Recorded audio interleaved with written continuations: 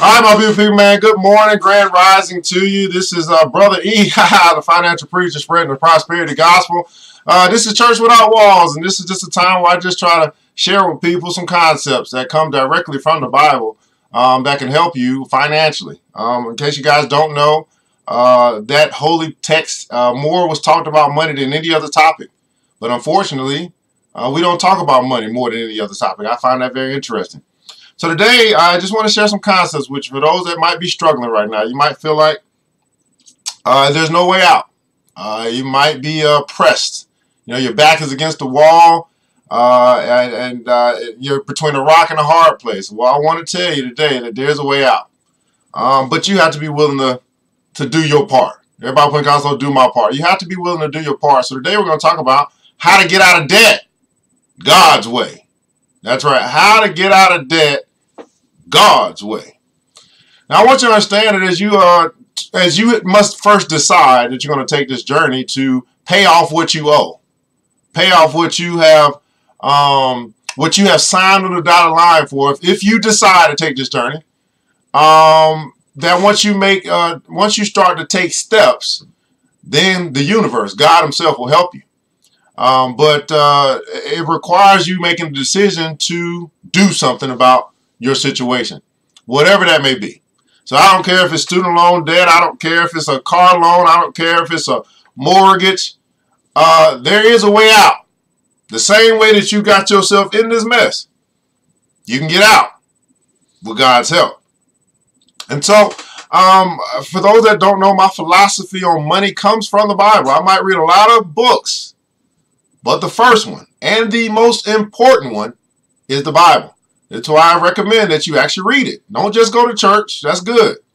But if you fail to read the book to get the understanding yourself, well, at the end of the day, you're going to be held accountable for what you know and what you don't know, what you do and what you don't do. Now, there are some who will debate me on this. But what I found is that God doesn't want you in debt. He doesn't recommend that.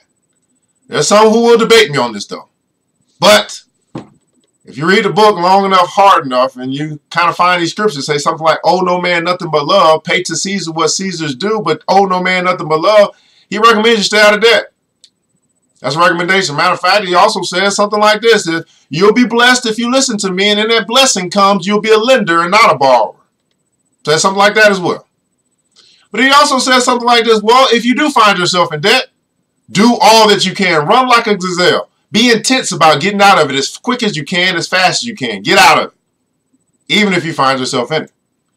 Now, some who are going to debate me on this. That's okay. But we're going to get right into the Word and find out what God has to say about getting out of debt. Everybody put in the console, get out of debt. Please hit this like button, this share button, the watch party button. Not many people are going to do this for you.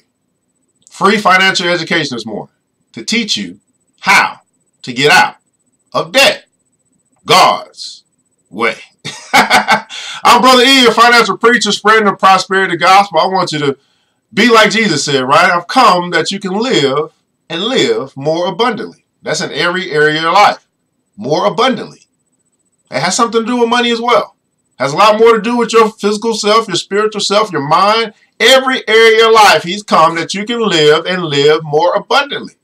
But here's the caveat. You have to choose it. You have to choose the good life. You have to choose to obey. You have to choose to follow. What did he say when he came down and walked and said, follow me?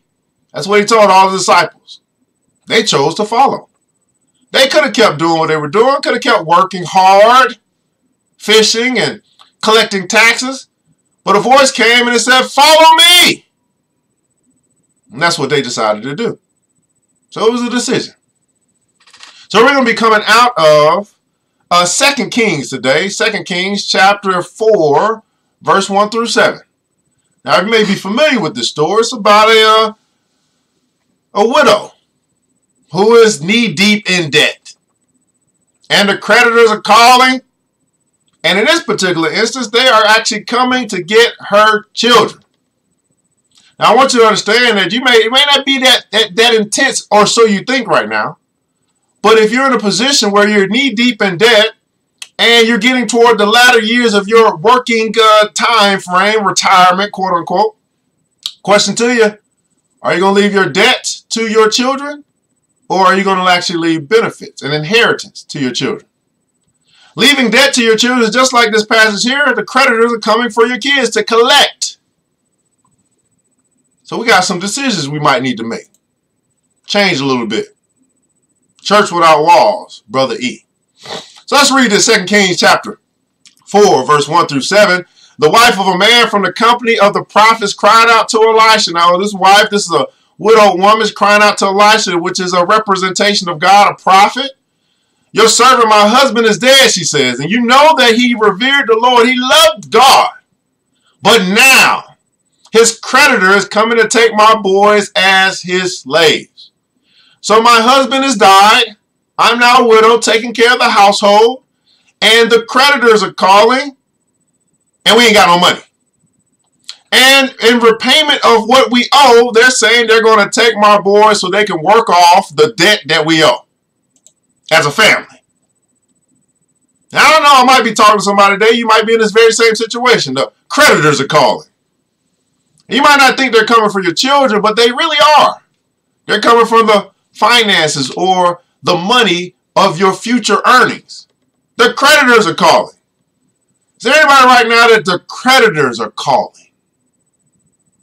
See, there's some people you're in debt, but the creditors are not calling. You're just paying them consistently over time, doing your little thing. But there's some people, the creditors are calling to collect that debt that you promised to pay. Now, we must understand this, that a promise is not just a promise to a creditor. That's a promise before God. You promised to pay back what you said you would pay back.